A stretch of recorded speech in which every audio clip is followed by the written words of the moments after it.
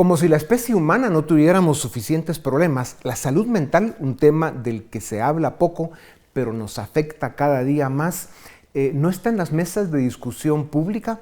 El drama de la depresión, el suicidio, que está afectando a muchas sociedades del mundo, pero en especial el tema de la salud mental en los personajes que quieren gobernar, que quieren tener poder y control, es un tema cada día más complejo.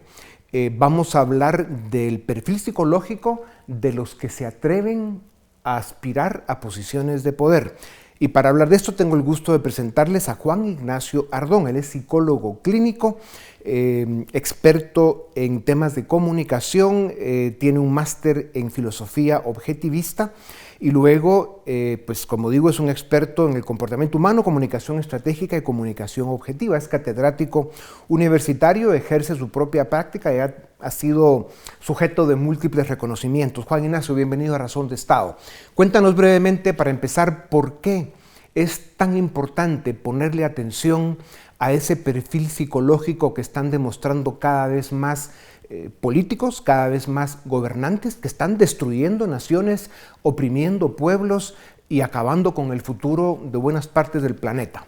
Por supuesto, este tema es enormemente crucial, que está muy relacionado con el tema político, la salud mental, ¿no?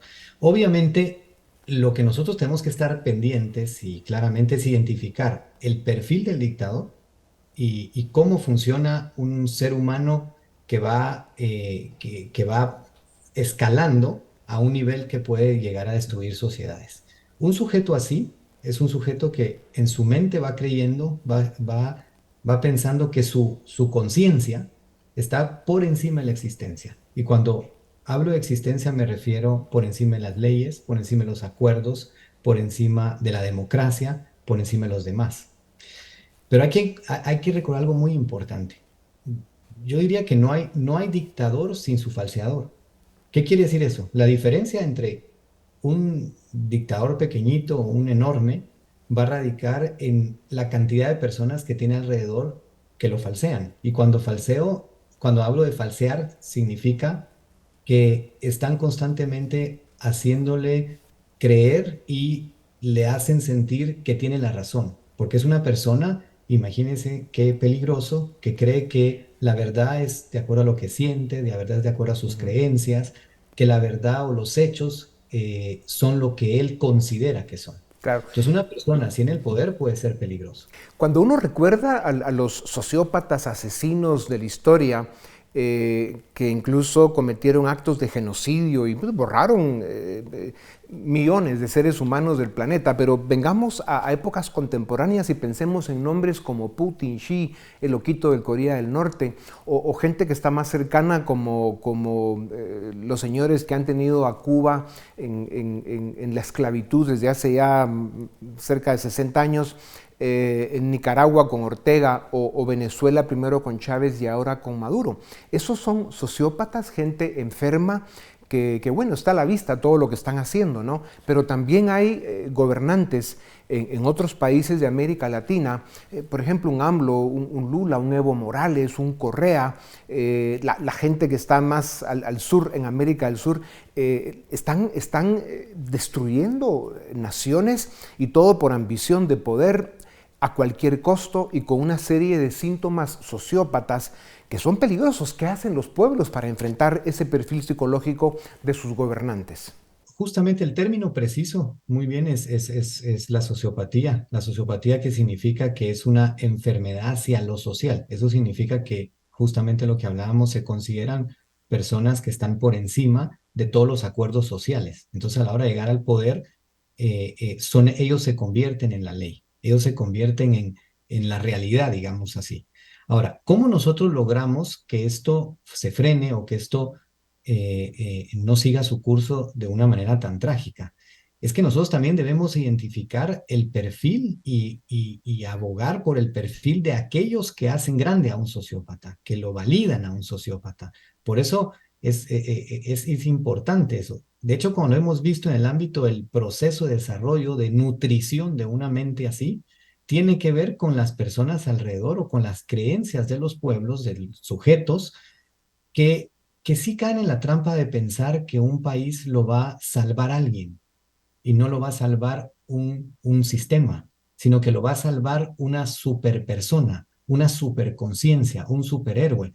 Entonces ellos como son sujetos que sí logran caer en la mentalidad de idealización de las personas, caen en la trampa estas personas de sí verse engañadas por ellos. Pero lo que hay que hacer énfasis en ese también perfil del que alimenta al dictador, del que alimenta al sociópata, el que desea que en la silla de gobernante o en la silla de presidente esté aparentemente necesita que esté un superhombre.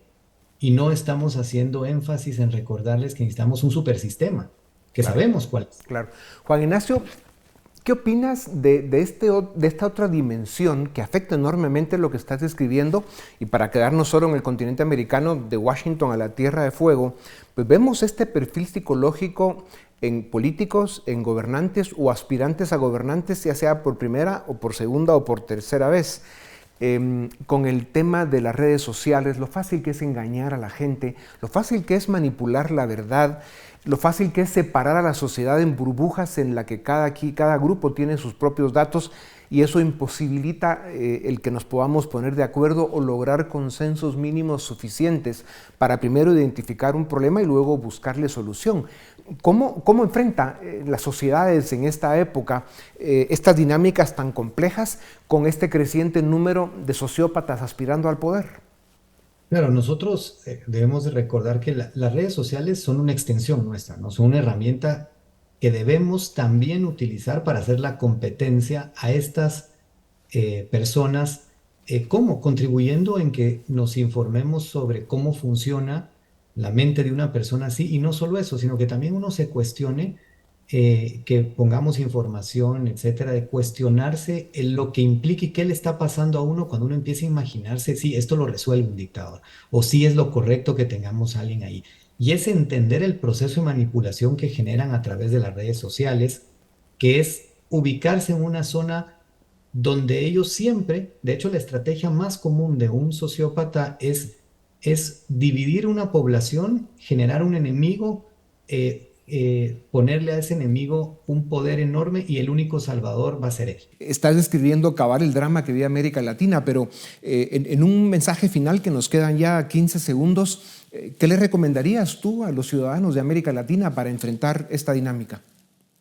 Claro que sí. Mi recomendación fundamental es que tratemos de ir enfocándonos en no solo informarnos sobre cómo funciona el sociópata o estas personas, sino que también que uno construya mucho en términos de informarse, en términos de fortaleza. Por supuesto, por mi área siempre voy a hacer énfasis que no solo es algo fundamental para la vida personal, sino también la vida en sociedad, que es la construcción de la fortaleza individual, la autoestima, etcétera, porque eso me permite a mí no caer en la trampa de creer que a mí alguien me salva y que un país me salva, que lo que a uno lo salva es su mente y promover sistemas que sean sostenibles para que nadie esté por encima de la ley. Claro.